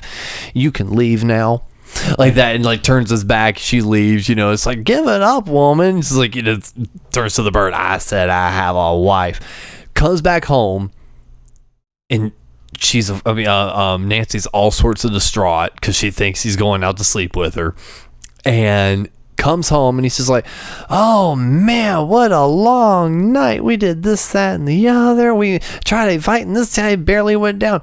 Did you know Sheila was coming on to me? Just being straight up with her. And she's like, really? He's just like, yeah. But I told her I had to go. You had to go. I had the best beautiful woman ever. And just gives her this big old hug and kiss. He's like, all right, I'm going to bed, honey. Good night. And just walks out. And it's just like, that was one of those moments that just really made me smile. It's just like, he took it as such a non-ordeal. He's just like, no, I have a wife. Because fuck you. That gets back to what I was saying. He's not naive. He's just good-hearted. Yeah. We've missed the best one. Stick Tech.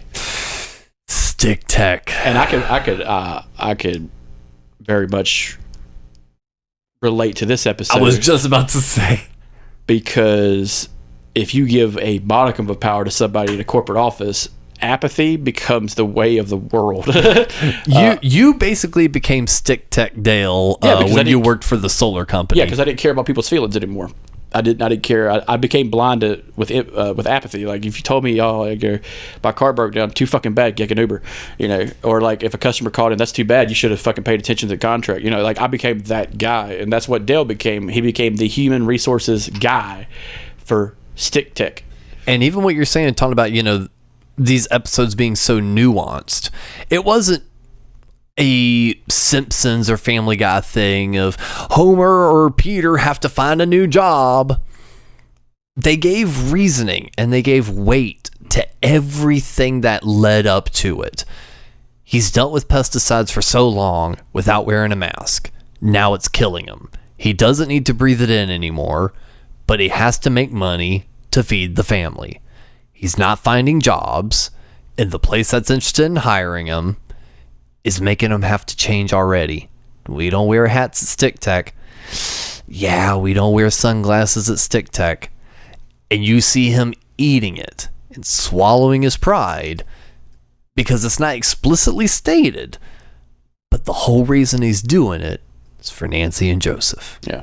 I have to support my family. And I do love, there's that one lot of dialogue. He's like, I gotta support us. And Nancy's like, I support us.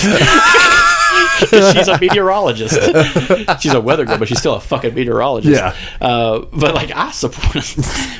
But she becomes and even if it's a self-imposed responsibility, it's still a responsibility he's putting on. And she becomes very proud of him because he works at Stick Tech. Yeah.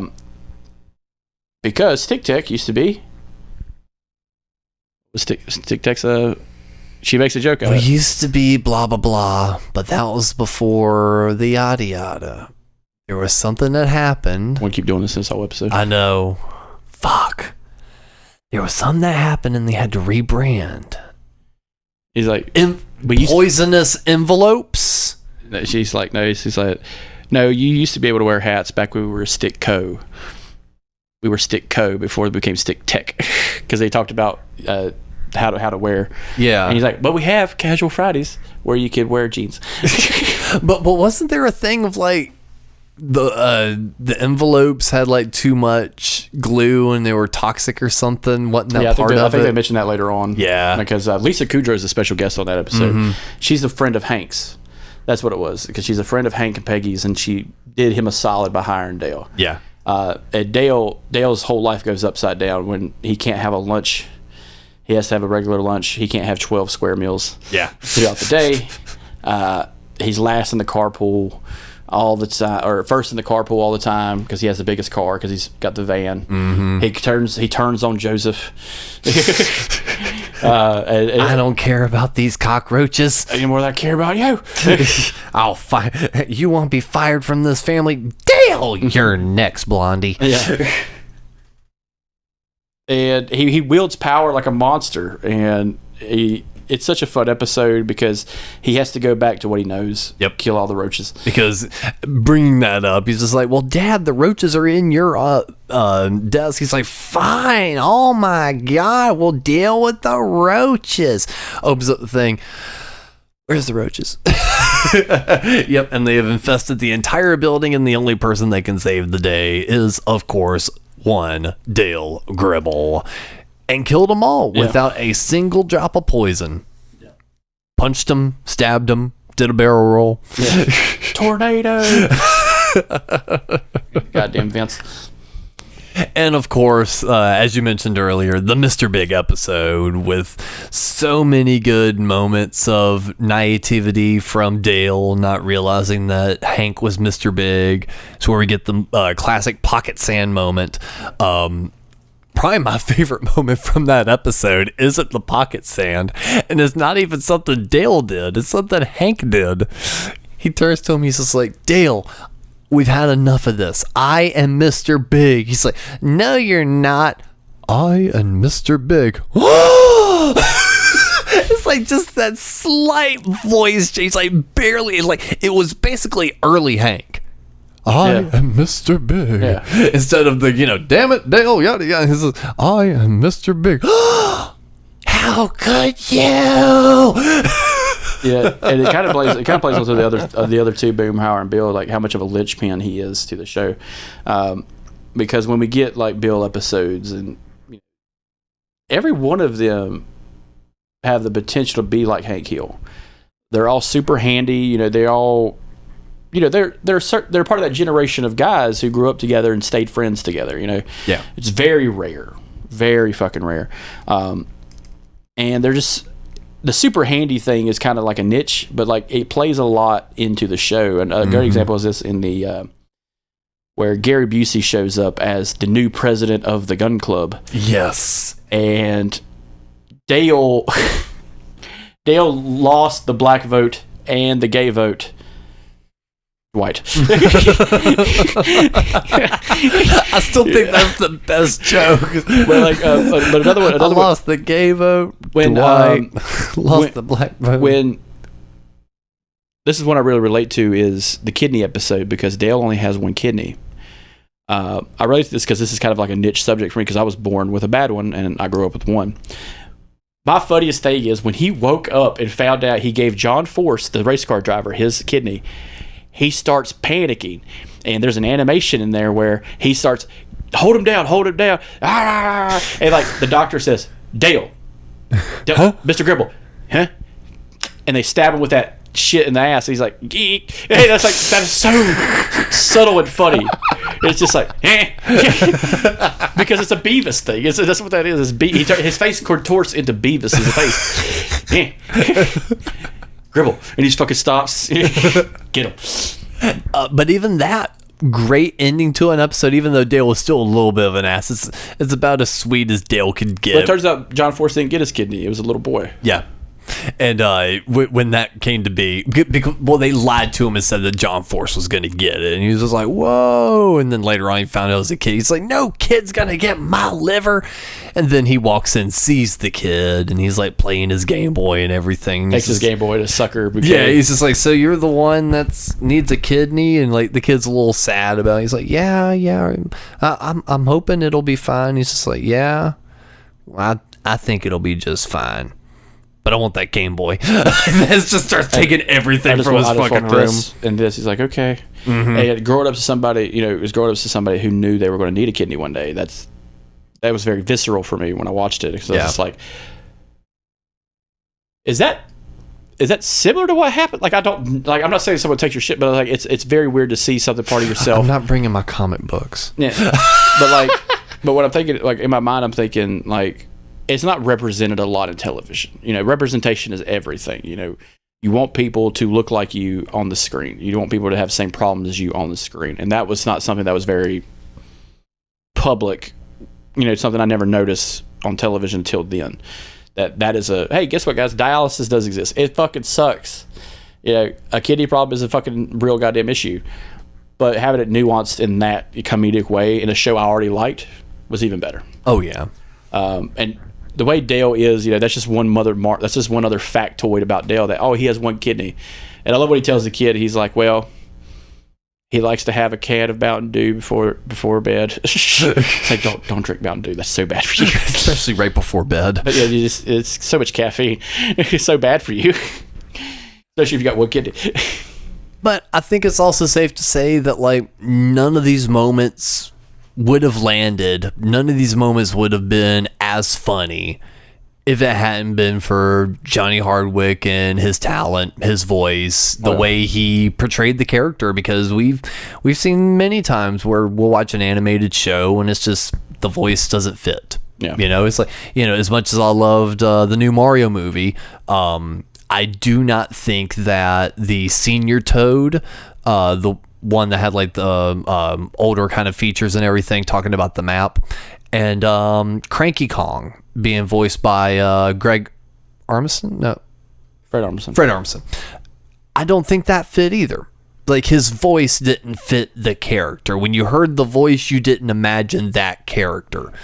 When you heard Johnny as Dale, you couldn't imagine anyone else playing that character. And I think another thing with that is like the way you can't picture it is because we are lucky enough to see voice actors become real actors. Back in the day, voice actors are very specific. Like Bart Simpson, the actress that does Bart Simpson's voice, only does that, voice acting. Tara Strong is not in a lot of actual stuff as she played herself. She does voice acting. John DiMaggio, same way. These guys aren't in film and television except in voice acting.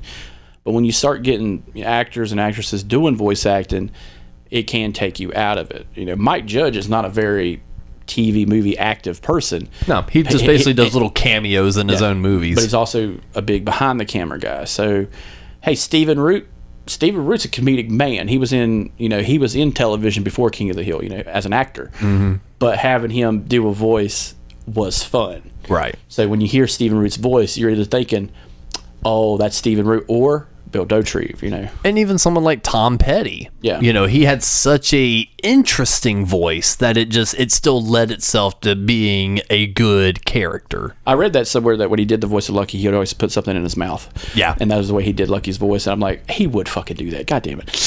Tom Petty's the man.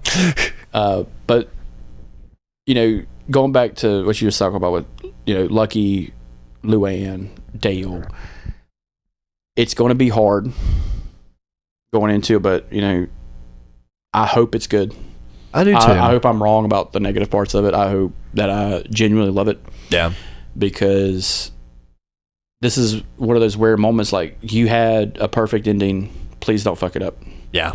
And that's why I said almost at this point, I'd be kind of okay if, like, in a few weeks, Mike Judge went, look, after some drafting, after some talking, some walking and thinking, if we were to do this, I don't think we're going to visit Arlen. Yeah. If we do this, Bobby's not going to live in Arlen. We're going to focus on Bobby's story.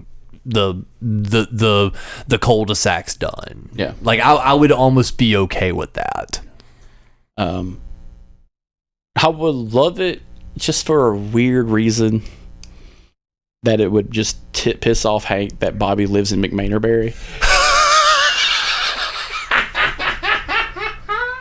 Yes! But, like, he has to live there for, like, Connie's work or something. This button doesn't stick in McMainerberry. I don't know why, but that line has stuck with me for years. Yeah, it's just, it's so funny because all the other towns in Texas are pretty much real that they go to. But that right there was just like a sticking point, was McMainerberry is like Thatherton. Mm-hmm. It's that thing over there and we don't talk about. It's the anti-Arlen. Yeah. But I think that would have been kind of a fun thing going into it. But I would love if they were to do something like that with Dale. Just or the alien abduction. That's what I'm saying. I like that. The other thing, I would love them to do something like that. A good send off. It is for a character who's been talking about it. And now, since we're getting slight confirmation that there may be some sort of extraterrestrial life, non-human biologics, now's the perfect time to throw the little wink toward him. Wink and a nod, yeah. That's right. Well, this has been another fantastic episode of the Couch Potatoes. If you want to join in on the conversation, make sure to click that link in the episode description and sign up for the Discord. Share your favorite Dale Gribble quotes or moments on YouTube, what have you. We're having a great time over there. And as Chris likes to mention, and definitely check out the other shows on the network. We have a brand new show with Dante Carter and Mikey Black called This Fuggin' Guy.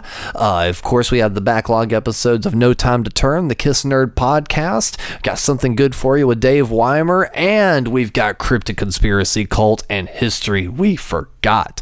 Holy crap, it's a fucking network. I love it. And of course, we've got some merch available too, if that is your style. And I really don't have much more to say for this episode. So, for this episode of the Couch Potatoes, I've been Alex and Chris. Do you have any sort of final thoughts for us?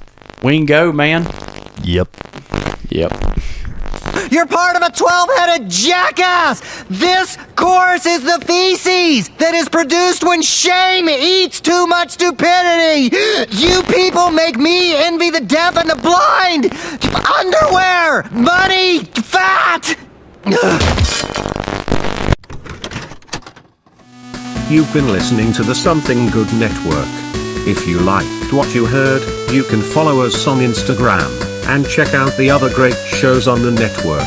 Link is in the episode description.